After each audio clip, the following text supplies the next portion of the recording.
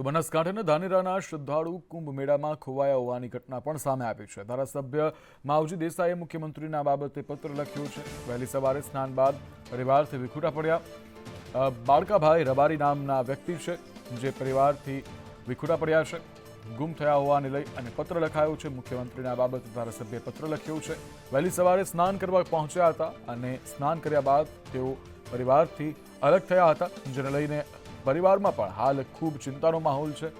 બાળકાભાઈ રબારી તેઓનું નામ છે જે ગુમ થયા છે. બનાસકાંઠાના ધાનેરાના તેઓ વતની છે જેઓ કુંભ મેળામાં ખોવાયા છે.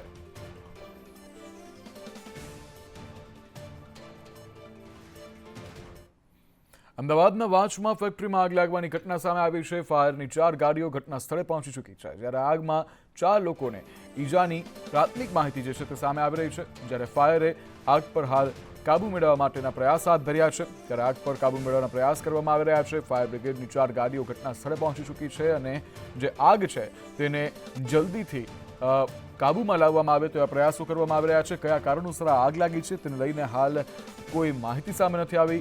ફાયર બ્રિગેડની ટીમ છે તે પણ આ માહિતીને શોધવા માટે મહેનત કરી રહી છે. ત્યારે અમદાવાદના વાંચની આ ઘટના છે કે જ્યાં ફેક્ટરીમાં આગ લાગી હતી.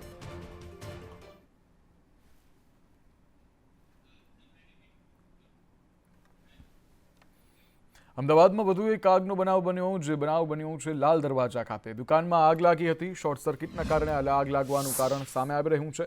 જ્યારે સ્થાનિકોએ આગ પર કાબુ મેળવ્યો છે. દ્રશ્યો આપ ટીવી સ્ક્રીન પર જોઈ શકો છો સંદેશ ન્યૂઝના, કે જ્યાં દુકાનમાં આગ લાગેલી ઘટના છે. લાલ દરવાજા ખાતેની આ દુકાન છે કે જેમાં આગ લાગી છે અને આજુબાજુના જે સ્થાનિકો છે તેના દ્વારા આગ પર કાબુ મેળવવામાં આવ્યો છે. જ્યાં સુધીમાં આગ લાગી હતી ત્યાં સુધીમાં અનેક લોકો, આસપાસના વ્યાપારીઓ જે છે તેઓમાં પણ ભયનો માહોલ હતો, ભયના ઉથાળ નીચે હતા. ત્યારે આગ વિકરાળ બનતા આસપાસના સ્થાનિકોએ આગ પર કાબુ મેળવ્યો.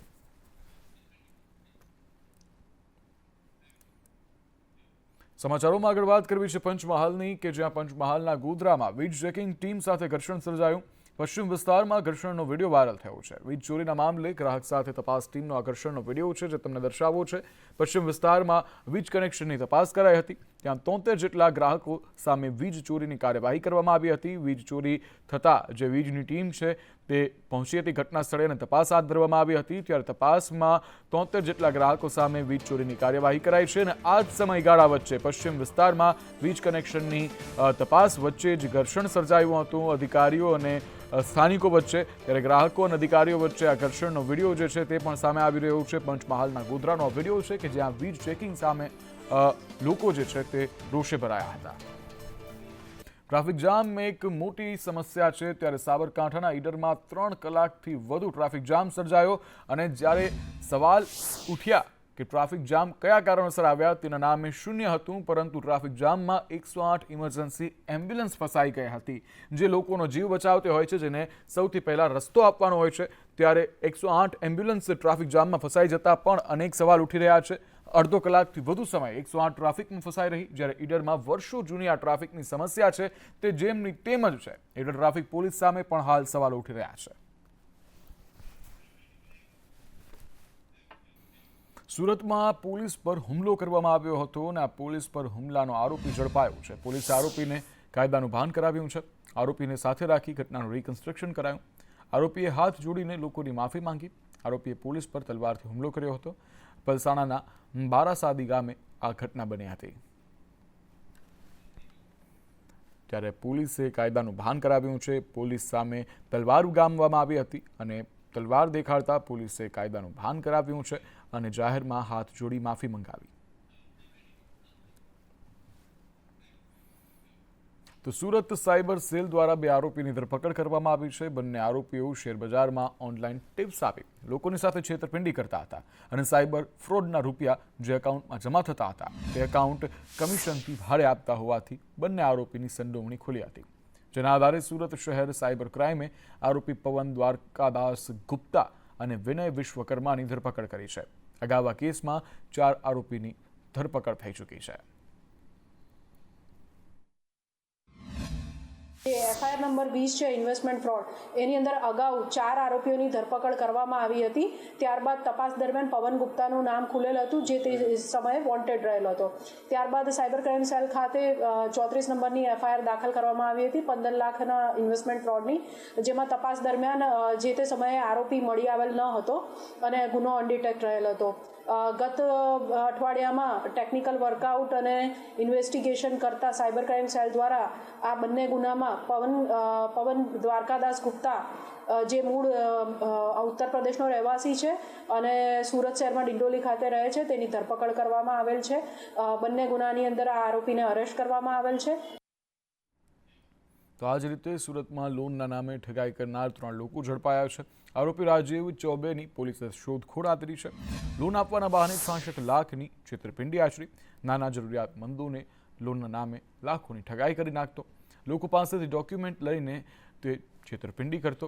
ક્વિક લોન સર્વિસનું ક્વિક ઉઠમણું થયું છે. 50થી વધુ લોકો ભોગ બન્યાનું અનુમાન છે. ઇલેક્ટ્રોનિક વસ્તુના નામે લોન અપાવી ખેલ કર્યો હતો. લોકો પાસેથી રૂપિયા પડાવી સંચાલકો ફરાર થઈ ગયા છે. ત્યારે પોલીસે 3ને ઝડપી વધુ તપાસ હાથ ધરી છે. 3 વ્યક્તિઓ રાજેશ, વિરેન્દ્ર ચૌબે, સરફરાઝ અને મોનિકા, આ 3 વ્યક્તિઓએ એક ફાઇનાન્શિયલ કંપની અહીંયા સલાબપુરા પોલીસ સ્ટેશન વિસ્તારમાં એમ્પાયર બિલ્ડિંગમાં શરૂ કરી હતી, જેમાં એ લોકો જુદા જુદા ગ્રાહકને લોન અપાવતા હતા. આ લોનમાં એ લોકો ગ્રાહકો પાસે કન્ઝ્યુમર લોન પહેલાં અપાવતા, પછી કન્ઝ્યુમર લોન અપાવી અને એને પછી એના ઉપર પર્સનલ લોન અપાવડાવતા અને મેક્સિમમ જે પણ લોન અપાવી શકે જે ઓનલાઈન જુદી જુદી ફાઇનાન્શિયલ બેંક છે એના થ્રુ એમ અપાવતા હતા અને પછી એમના જે નાણાં હતા એ પોતાના એકાઉન્ટમાં મેળવી લઈ અને પછી એ નાણાંનો એ લોકો ઉપયોગ કરી અને જે ભોગ બનનાર હતા એને કોઈ પણ જાતની સર્વિસીસ મળતી ન હતી અને એ પ્રકારનું ફ્રોડ એ લોકોએ આચર્યું હતું. મહેસાણામાં પણ છેતરપિંડીની ઘટના સામે આવી છે, જેમાં છેતરપિંડી કરતી બાબા ટોળકી ઝડપાઈ ચૂકી છે. વિજાપુરના માલુસામાં કારમાં આવેલ 2 બાબા ઝડપાયા. લોકોને સરનામું પૂછવાના બહાને છેતરતા. અગાઉ બાબાના રૂપમાં છેતરપિંડીની ફરિયાદો ઉઠી હતી. પોલીસે 2 બાબાની અટકાયત કરી સમગ્ર મામલે તપાસ હાથ ધરી છે. એમની વાતો મોલાવી દીધી કે તમારા બાબલાનો તમારા 2 ગાત ગઈ ને હજુ એમ કઈ ભારે ગાત આવવાની છે તો એમ કે તમે ગમે તે કરો પણ ગમે તે જોડે એમ બાબલા માટે વિધિ કરાવી દેજો. એટલે મને વિચાર થયો કે લા એમ જોડે આ પંડિતજી કહેતા હોય તો તમે જ કરી દેતા હોય તો વાંધો નહીં. એટલે એમને કીધું કે હું તમને એમ ખર્ચો મેં પૂછ્યો એટલે કે કાલે દુકાન ખુલે એટલે હું ભાવતાલ પૂછીને પૂજા વિધિને પૂજા આપવા માટે એમ તમને વાત કરીશ. એટલે એમને બીજા દિવસે ફોન કર્યો કે બેન આટલા 25,000 એમ થશે ખર્ચો. એટલે બીજા એમને ફોન પે નંબર આપ્યો એટલે મેં ફોન પે દ્વારા પૈસા 25,000 નાખ્યા. પાછું થોડા દિવસ પછી ફોન આવ્યો કે બેન વિનંતી એમ તમારા ફોન આવ્યો વિધિ માટે કે બેન તમારી વિધિ અંક મેં ચાલુ કરી દીધી છે અને એ વિધિ અંક 32 દિવસ ચાલુ રહેશે એમ કે. વડોદરામાં નવરચના સ્કૂલને ઉડાવી દેવાની ધમકી મળી છે. 4 દિવસ વીત્યા છતાં ધમકી આપનારનો પતો નથી લાગ્યો. હવે સમગ્ર તપાસ જિલ્લા એલસીબીને સોંપી દેવાઈ છે. ત્યારે નવરચના સ્કૂલને બોમ્બથી ઉડાવવાની ધમકી હતી, કોના દ્વારા આપવામાં આવી છે, કયા કારણોસર આ ધમકી મળી છે, તે સમગ્ર મામલે તપાસના નામે કોઈ માહિતી નથી સામે મળી, જેને લઈને હવે એલસીબીને આ મામલો સોંપવામાં આવ્યો છે.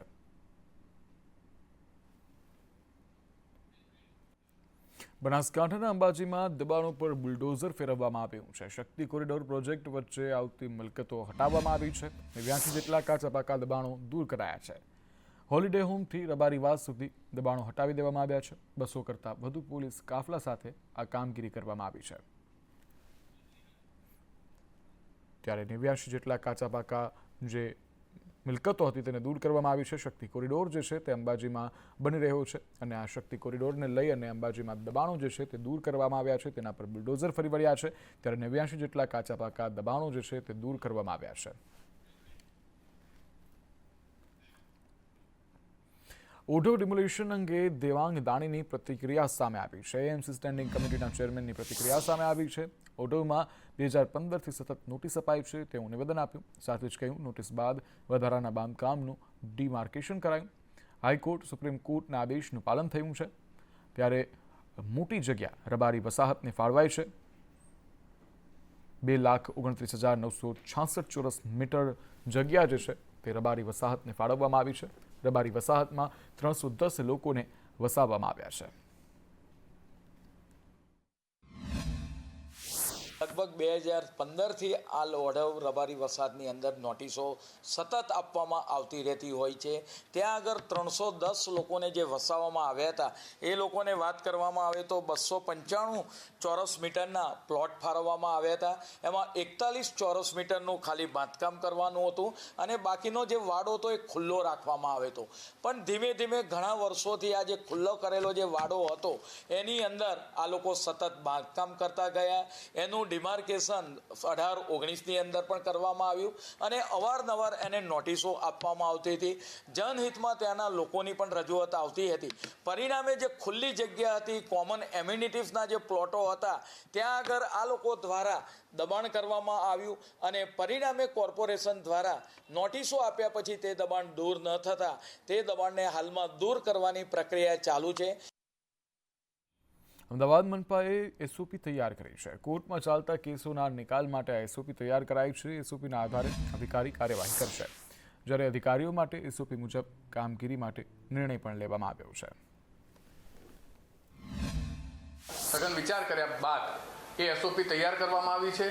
એ એસઓપીના આધારે દરેક અધિકારીશ્રીની જુનિયર લીગલ ઓફિસર હોય, હેડ ઓફ ધ ડિપાર્ટમેન્ટ હોય, સંલગ્ન ડિપાર્ટમેન્ટ જે ડિપાર્ટમેન્ટના કેસો છે એ હોય અથવા અમારા વકીલશ્રીઓ છે, એ તમામે કાર્યવાહી કરવા માટેની સ્ટાન્ડર્ડ ઓપરેટિંગ પ્રોસિજર નક્કી કરવામાં આવી છે. આના કારણે જે કેસીસ છે એનો ઝડપી નિકાલ કરી શકાશે. આણંદમાં ગાયોના ઢોર ડબ્બામાં જ મોત થતા આક્રોશ જોવા મળી રહ્યો છે. આણંદ મનપાના ઢોર ડબ્બામાં 5 પશુઓના મોત થયા છે. મનપા રખડતા પશુઓને પકડી ઢોર ડબ્બામાં મુકાય છે. 25 દિવસમાં 123 પશુઓને ઢોર ડબ્બામાં પૂર્યા. દિવસમાં એક જ વાર પશુઓને ઘાસચારો અપાય છે. પૂરતા ઘાસ વગર ભૂખથી તડપીને આ ગાયો જે છે તે મોત સ્વીકારી લે છે.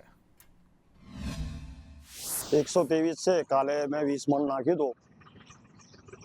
દિવસમાં કેટલી વાર નાખ્યા? એક વાર આપો. અને ગાયનું મૃત્યુ થયું જેવું છે શું છે? મૃત્યુ 5-1 નું થયું. કેટલા દિવસ? આજે 4 તારીખથી ચાલુ થયું. એમાં 5 ગાયો. 5 ગાયો.